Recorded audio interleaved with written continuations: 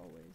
That reminds me, I was talking to my niece yesterday because my grandniece is 18 months now, and she's in the I'm throwing a tantrum stage, where she throws herself down, throws her head back, body locks, just. And Ashley said, I think I have to get some training on defiance, because she's just absolutely defiant. And we're all flying to Italy in a month, and so we're all praying for the plane trip. But anyway, she says, I have to take lessons on defiance. So we found a couple of websites that have Big Little Feelings, and the other one, I don't know what it was, but I sent her the Big Little Feelings one about you have these feelings and they're big, whatever. And had some really good advice for the toddler stage and the tantrum stage. And then Ashley sent back this other woman that she said, I'm watching this woman. This woman was like a Nazi. She says, don't believe all this and do this and do this. And I thought, is that what my niece is teaching my grandniece? Not teaching, but how she's parenting. But I don't know. Anyway, we're blessing all those children because they need our prayers. They truly do. All right, this morning I heard a little sense of humor that's perfect for all of us. There's a group of seniors having coffee at the local coffee shop, and they're talking, and one of them says, oh, my arms have gotten so weak I can hardly lift this cup of coffee. And the other one says, my cataracts are so bad I can't even see my coffee. And another one says, I couldn't even mark an X on my election ballot without help. My hands are so crippled. These are not Unity people, obviously. And the other one said, what? Speak up, I can't hear you. And the other one said, my blood pressure pills make me dizzy. And then the other one says, I forgot where I am and where I'm going pretty often. He said, I guess that's the price we pay for getting old, said one man as he slowly shook his head. And the others nodded in agreement. Clearly not Unity students. Anyway, but one woman, probably a Unity student, she speaks up and says, listen, we have to count all of our blessings. Just thank God, all of us can still drive.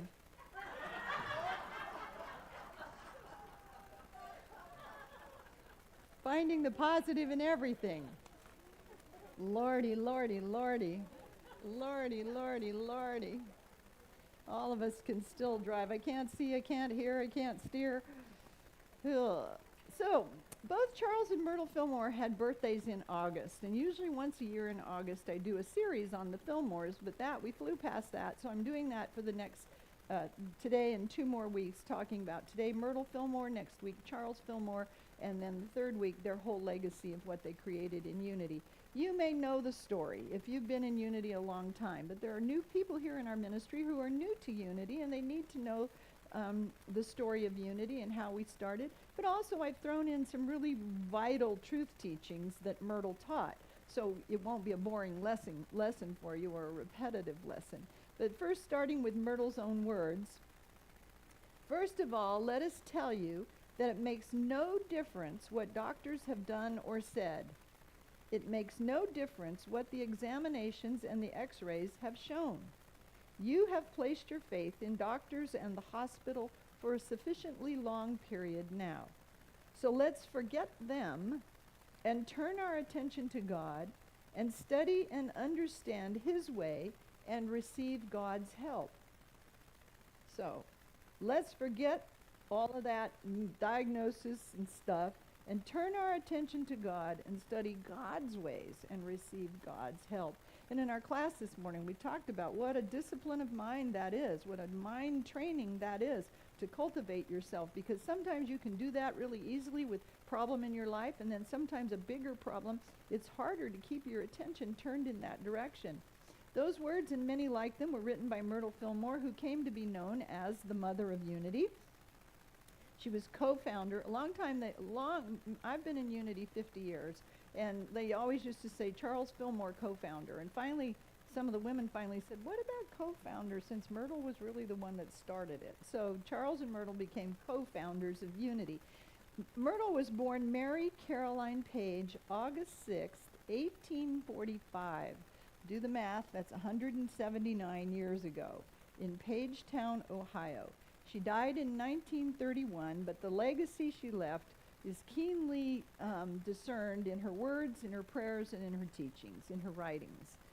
As a child, she was known as a dreamer, funny and peculiar. with a head full of wispy hair, and said she often felt awkward when people laughed at her funny ideas, but she knew there was nothing too good or too beautiful to be true in the designing room of her mind. Now think about it's 1831, and she's beginning to catch these ideas that there's a God in me that's beautiful. There's, that there's a connection to nature and the universe, and people, whatever she was saying, people thought she was funny. But in the designing room of her mind, she began to create ideas. As a woman, she lived many of her childhood dreams into reality, co-founding Unity School of Christianity for the study of life and spirituality as demonstrated by Jesus Christ. Unity is a Christian ministry, and sometimes there's a desire to cut Jesus out of the universal Christ consciousness teachings, but they were very much Jesus Christ people. Second only to her love of God was her devotion to education. She completed high school when the Civil War was on, and shortly after she graduated, President Abraham Lincoln was assassinated. So that's the time frame we're talking about for the emergence of these teachings. That's how old what you're hearing today and believing for yourself and believing for your body and your healing and your prosperity and your relationships was going on during the Civil War. I had my hair done this week, and my stylist said, we were talking about the election, and she said, have there been other times in the United, she's real young, have there been other times in the United States when it's been this bad? I said, we had a Civil War, 1968, Martin Luther King, John Kennedy, and his brother Robert were all assassinated. We've had times of trouble, and we've come through them. Anyway, I digress. Myrtle after she graduated, she enrolled in the literary course for ladies at Oberlin College. Her studies lasted only 1 year because women were not allowed in the 4-year degree program at that time. In 1918, she and Charles took their final exam to be ordained as Unity ministers. This is interesting. The test consisted of 68 questions, which Charles created and wrote, right? And so then he took the test, and what do you think his score was? 100%. But Myrtle, she got 98.5 because he graded her test, and she missed answering one question, and he deemed another question as less than perfectly answered. So she got 98.5%, and Charles got 100%. Not to be outdone, when they were presented ornate ordination certificates, the big kind that you frame, Myrtle struck through, and this is on file in Unity, struck through every place the word him was and changed it to her. Determined to make patterns for a beautiful world, she said. So 1918, when did women get the vote? 1920, right? So Myrtle must have been influenced, or been an influence on equality for men and women. She was diagnosed at an early age with tuberculosis, and we talked about tuberculosis last week. It still kills 1 million people worldwide, and yet it can be cured now. But after many years of suffering, she said she discovered the truth about herself, that she was God's child, and as such, she was not subject to the ills of the flesh, but that she could work in cooperation with God and with spiritual law to receive healing. And when the Fillmores ended all their early travels and settled in Kansas City, her condition deteriorated. She had flare-ups of tuberculosis complicated by fevers of malaria. And she said she placed her faith in doctors and in medication and was constantly dosing herself with all of that. And finally, when the doctors said they could do nothing else for her, she probably had 3 to 6 months to live, it was then that Charles and Myrtle really began to seek and to search for and eventually found what they called a constructive, practical relationship to their faith. Charles Fillmore said, your faith has to be practical, otherwise stay home on Sunday and watch football. If it doesn't work for you, then why take time away from family to come to church? So Myrtle used spiritual principle to heal herself, And when she got well, she wanted to share what she had learned. So they formed let me share. Do I have that here? No, not yet. They formed a prayer group in their home. It started out a small group of people praying, and they would always hold a time in the silence. And then Charles asked them to hold 30 minutes in the silence every night at 10 o'clock, but they were all farmers. So they asked if they could change that to 8 o'clock, because they had to get up early to get out in the fields with all their crops. But they had this prayer group of praying and a time of silence, and people began to get well. People came with illnesses, and they began to get well. So they called themselves the Society for Silent Help. And that became Silent Unity, our worldwide prayer ministry that we know today. This is a look. There's the light that shines for you. This light has been on for now, I guess we're coming up on 130 years, but a practical relationship to their faith. Silent Unity receives millions of prayer requests every year, by phone, by email, by letter, and now on the internet. The letters, and initially Myrtle was the only letter writer, and so a lot of her letters are in the archives, and what she wrote back to people, and she wrote to those who asked for prayer, she said that they paint a portrait of our most fundamental teachings, and they tell about the deep spiritual commitment Myrtle had to God, Jesus Christ, and the practical application of a spiritual principle. So here's one of her letters that I have here. I have it here because I want to share it with you, because it's really, you could hear in her writings that she had a disciplined consciousness of healing. Oh, it's in the book. It's in the book, Myrtle Fillmore's Healing Letters. She writes all kinds of things about people who can't pay their bills, but today we're talking about physical healing. And she wrote I don't know if this was an article or a letter, I think it's a letter she wrote to somebody, but the title is No Incurable Disease. No incurable disease. Dorothy Pearson always said, if something is incurable, that means that the cure is inner. That there's nothing out here that's going to help. It's an inner cure. No incurable disease. She said, there is no such thing as a disease or incurable condition. These activities, weaknesses, or abnormalities to which the medical profession gives name are but the efforts of the God-given inner intelligence to deal with the conditions that the individual has produced by his failure to understand the truth and to recognize himself as a perfect child of God and to live by the divine law of life. So this stuff, high blood pressure, cancer, heart disease, everything that the medical profession and we are to give expression to is not, how did she say it? Is produced by our failure to understand the truth and to recognize ourselves as a perfect child of God. Anything that does not measure up to the Christ pattern of perfection can be changed. Can be changed. And now all the neuroscientists and those that do neuroplasticity and rewiring the neurons in your brain, we're finding all of that. But this letter was written in 1948. So we're in 2024, and the science is just now catching up to the spirituality that there is no incurable disease.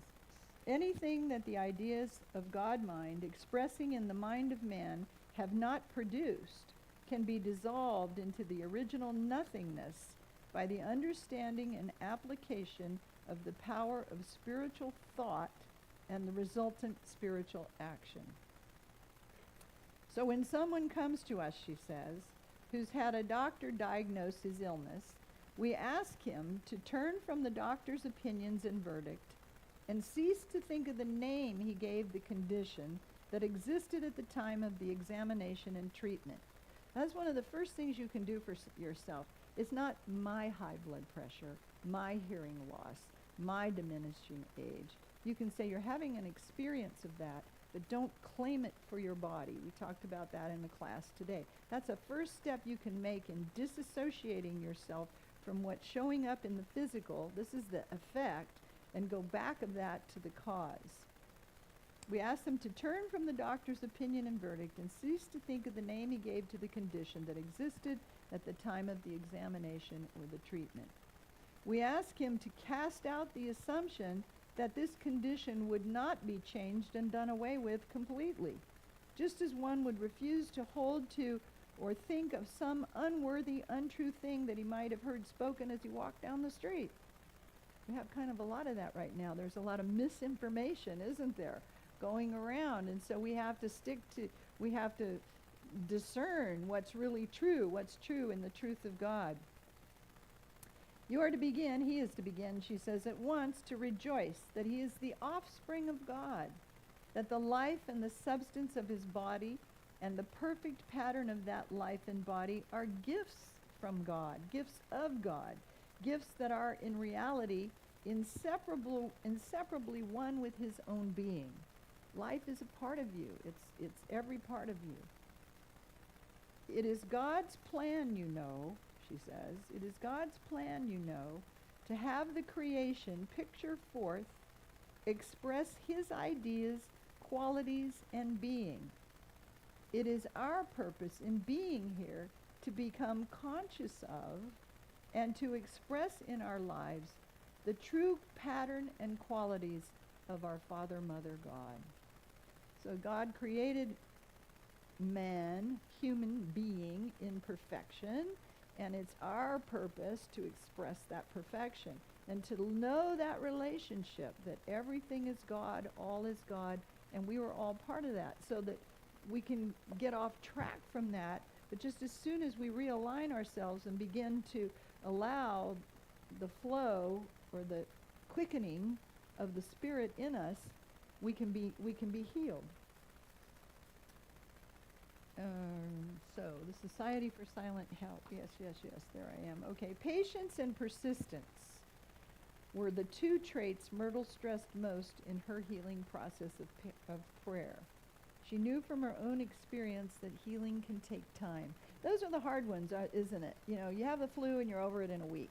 You have COVID and you're over it. But the ones that linger, the ones that take so much time, over a 2-year period, the Spirit of God revealed in Myrtle that her body's cells had intelligence and that powerful words of health affected them. And so we talked again about that in this morning's class. You can say to your body, I'm life, I am health. But, you know, if you say, I have a headache, and we said, well, I have an experience of a headache. Just even that kind of turn, beginning to train your mind. In 1918, Myrtle started this. By 1948, when she wrote that article, that's a lot of years later, she's been training her mind for 30 years to think differently, to think from the perfection of the Spirit of God in her, to not think from human conditions out here. She learned that her body cells had intelligence and powerful words of health affected them. She learned to talk to her body in positive, loving tones and knew that her body would respond with health and life. She was diagnosed with 3 to 6 months to live, and she lived 46 years beyond that diagnosis. Your body cells have intelligence and powerful words of health affect them. And I love this, all this stuff going on around you and in you all the time. Every one of those little sparks is Christ's Spirit, is the substance of God that can change and transform everything about you. In Switch on Your Brain, I leave that down here. Can I walk in front? This is where the medical profession and the scientists are catching up. Switch on Your Brain, this is the neuroplasticity now. They say it this way. They said, where am I, Peach? Oh, I think I have that here. Here it is. Dr. Carolyn Leaf. She said, what's more, now this is not 2000, I think this was written in 2008, so Myrtle's 1918, 1931, 1948. Now, what's more, don't let your cells be squeezed into the shape dictated by the present age. Instead, be transformed by the renewing of your minds so that you can work out what God's will is, what is good, acceptable, and complete. Don't let yourself be squeezed into the shape dictated by the present age, that, cancer kills and heart disease takes so many lives. And you can't can't be a part of that. Dr. Leaf says, her brainy tip, regardless of what has happened to us, what is happening to us, regardless of what has happened to us or what is happening to us, we can change our brains through our choices. Change takes time, but it is possible. And she said, building a life of spiritual character is an unremitting task, but thankfully, our powerful minds are certainly up for the challenge. Each day, she says, each day, we can choose to think differently, although we must remember that Rome wasn't built in a day, as the saying goes. True lasting change takes time and not a little effort. How many times have you tried to change and failed? One of the great things about Romans chapter 12, verse 2 is the word renewing. The action is continuous daily. That's be ye transformed by the renewing of your mind. Our brains can change, and as we learn to renew the way we think, we change our brains.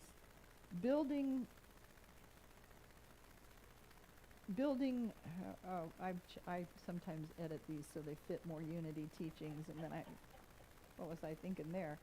She says building Christian character, and I wrote building from our most authentic self, the Christ self, and learning to act and speak like Spirit. It is really all about learning how to be truly human again, reflecting the images of our glorious Creator.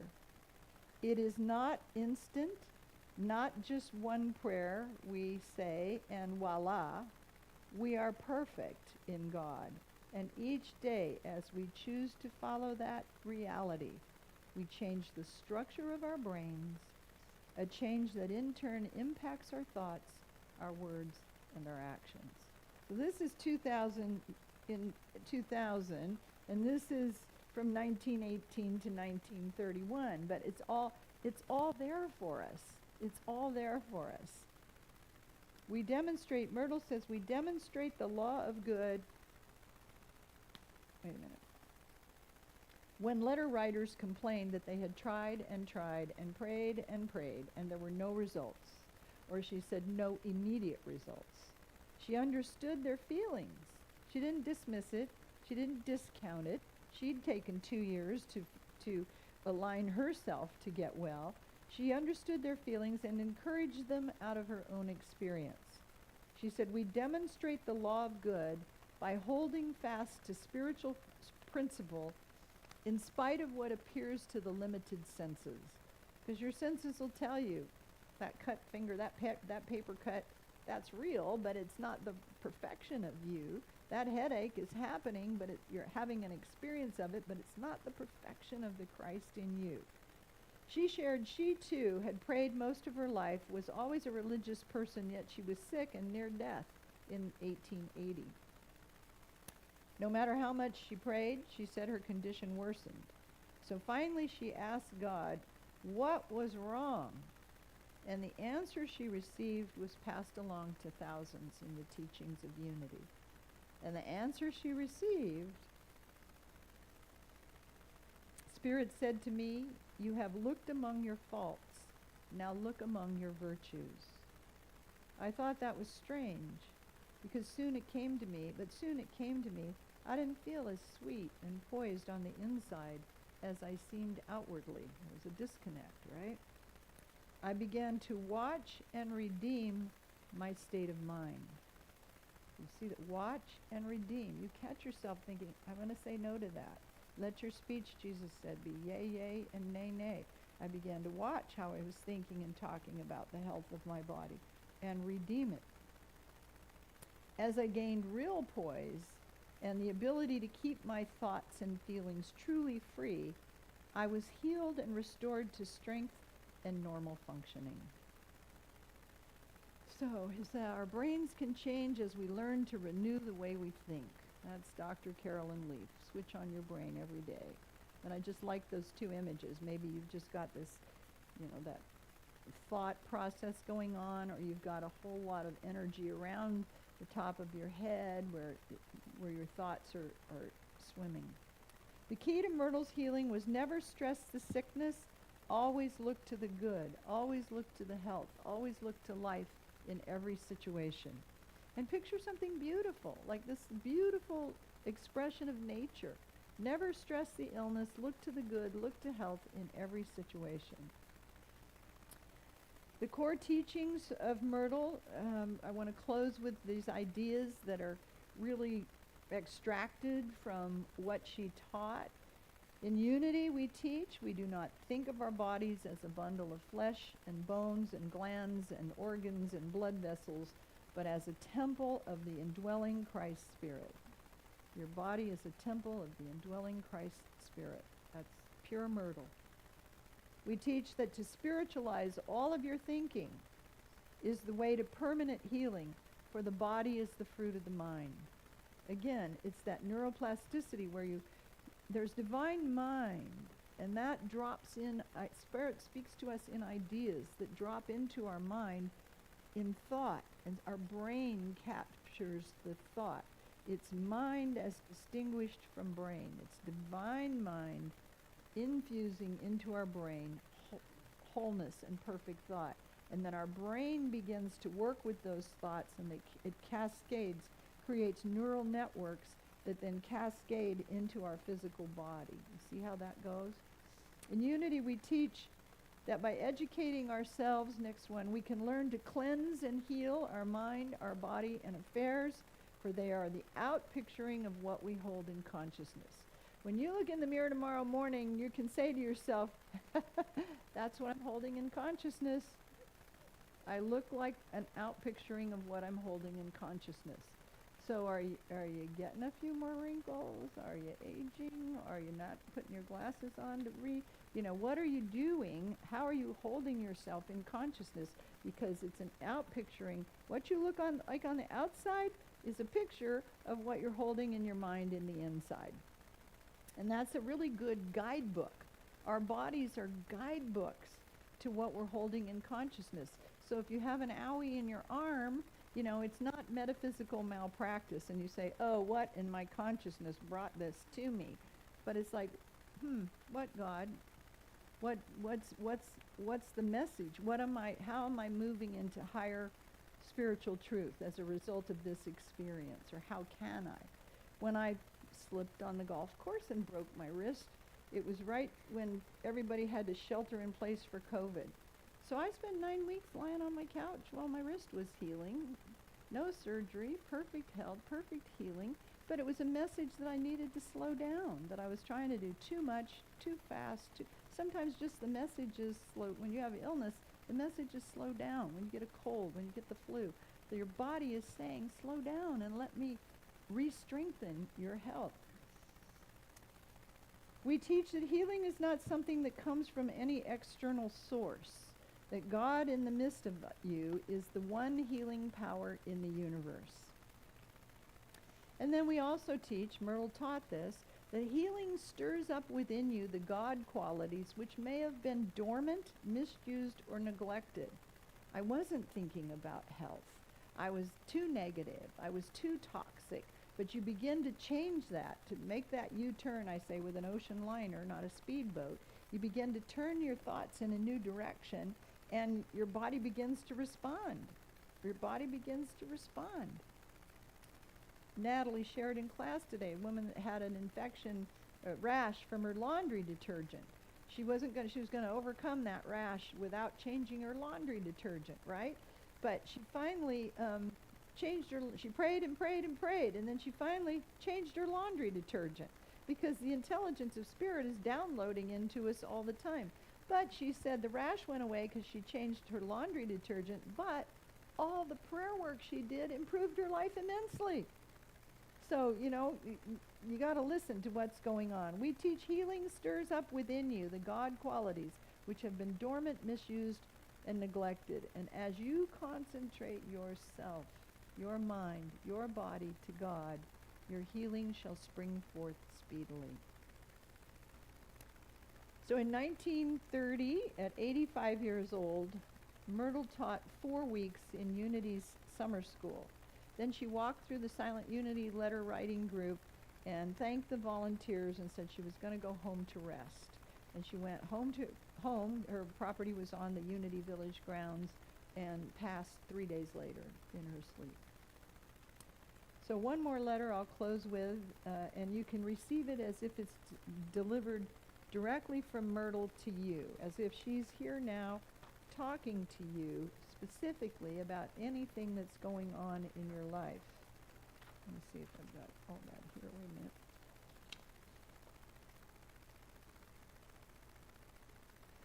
a minute. All right. Those who make the demonstrations you read about are the ones who do not doubt or question the power of God to bless them. So right there, you're thinking, I don't have that much faith. I'm not that good. I worry a lot. Those who make the demonstrations you read about are the ones who do not doubt or question the power of God to bless them. They are the ones who are full of faith in God and who gather their doubts together and center them in spiritual truth. She doesn't say don't have fear, doubt, and worry, but gather those all together and center them in spiritual truth. It is faith in the healing power of God within that sets in motion the healing process.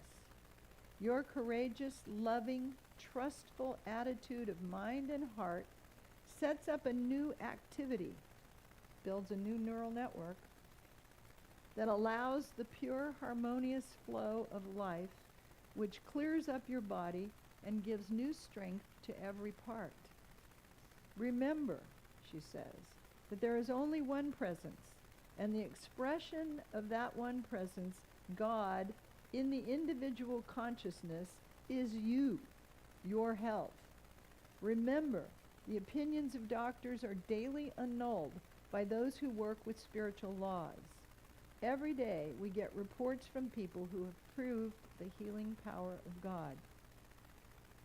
It isn't that our prayers do anything magical. Now she's talking about all the letter writers, people who have written to Silent Unity to receive healing. It isn't that our prayers do anything magical. We simply hold you in the truth consciousness and help you to remember to place your faith in God, the omnipresent good. We encourage you to use your mind to lay hold of and use this good. The moment you sense a need and ask for a blessing, have faith that God is responding and that the good will come.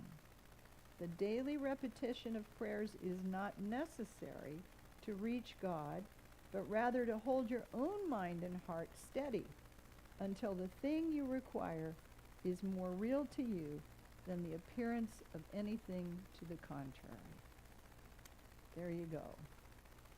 Myrtle Fillmore, Mother of Unity. So let's take this into prayer now and be thinking about, feel the aliveness in the room, feel the energy in the room that we've lifted up into ideas of the wholeness of the Christ, the perfect pattern of the Christ Spirit within you.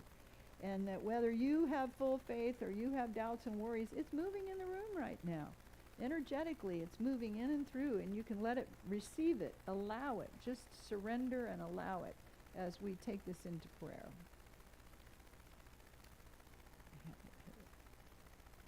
And I'm going to use some of Myrtle's words in our prayer.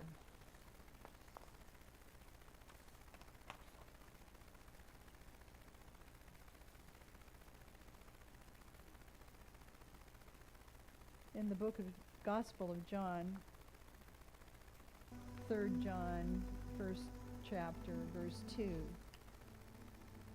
kind of my prayer for each of us this morning. Beloved, I pray that all may go well with you, and that you may be in good health, just as it is well with your soul.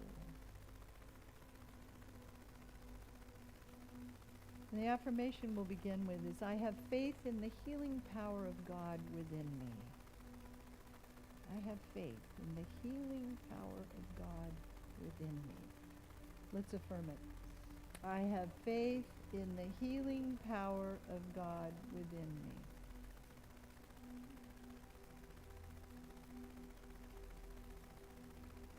Now let yourself awaken more fully to your own true nature. See yourself as a child of God, created in perfection by a loving Creator. You're a masterpiece, a work of art.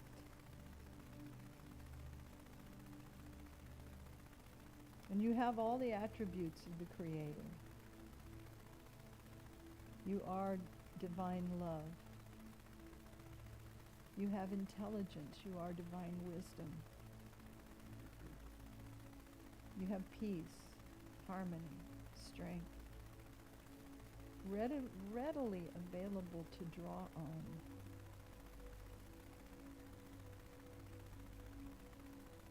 And those attributes of love and peace and joy, health, strength, wisdom, they become yours as you settle yourself into spirit. Just right now, see yourself dissolving. I like to say, like a slab of butter on the windowsill on a hot summer day. Just ooze yourself into relaxation.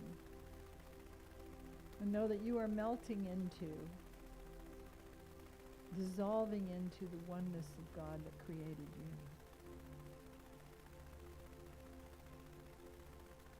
You're returning to your original pattern of perfection. And all the things that get in the way of that are now letting go. Whether it's doubt, fear, toxic, negative thinking.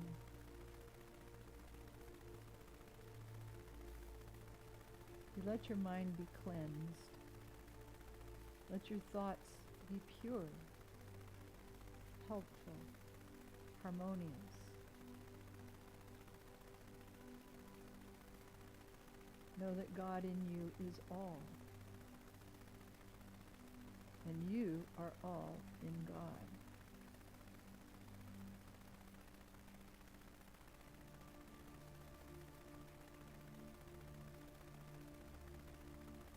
I have faith in the healing power of God within me. I have faith in the healing power of God within me. Again, I have faith in the healing power of God within me.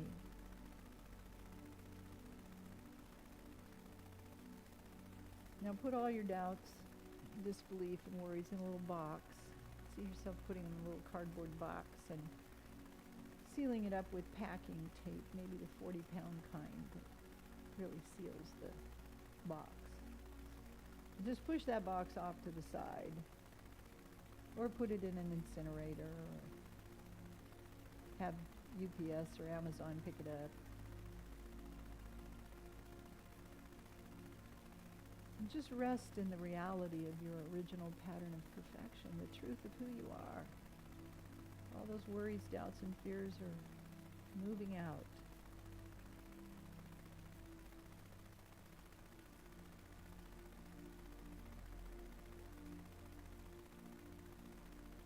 Let spirit surround you with a glowing, radiant white light.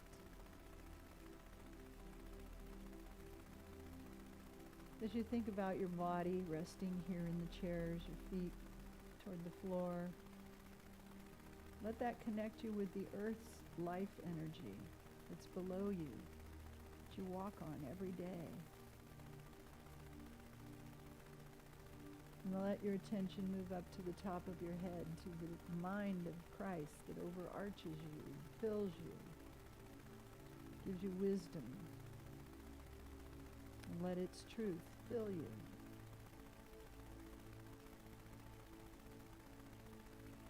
So you find yourself in balance with the earthliness of your human being and the radiance of your spirit.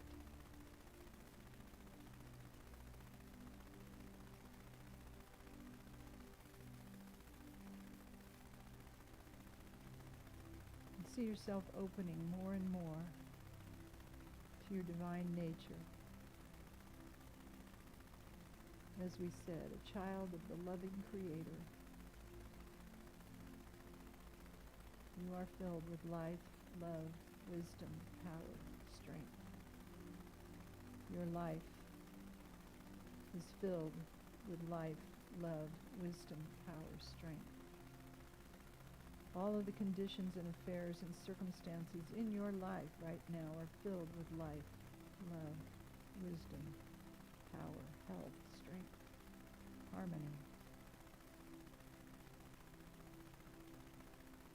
And you receive and allow, receive and allow, and give thanks.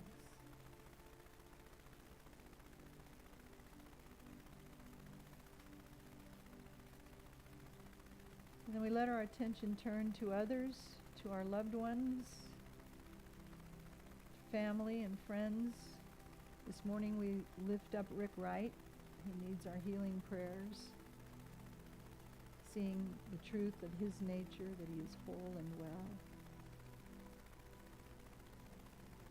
Anyone you wish to call to mind, see their face in your mind's eye. See them joyfully experiencing life in all its fullness. See the release of any hurts or aches or pains or illness. See them restored to their original pattern of perfection.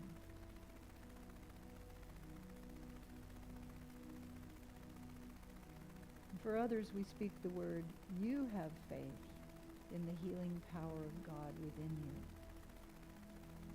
you. You have faith in the healing power of God within you. Together, you have faith in the healing power of God within you.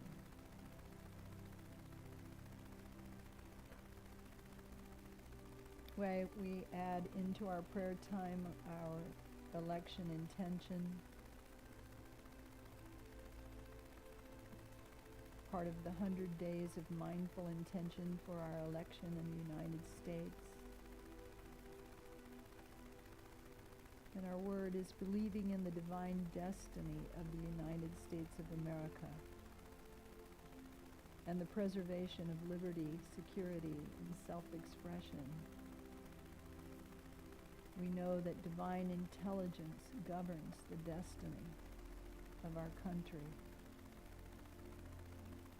directing the thought and the activity of all who guide its affairs.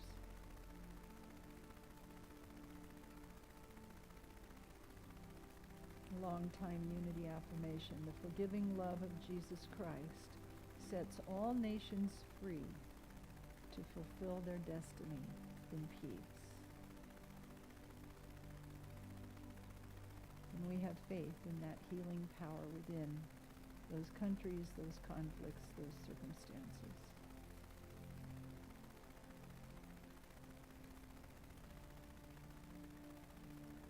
So in the name and after the nature of the living Christ, we give thanks, and we remember the one who said, Father, I thank you that you hear me, and that you hear me always.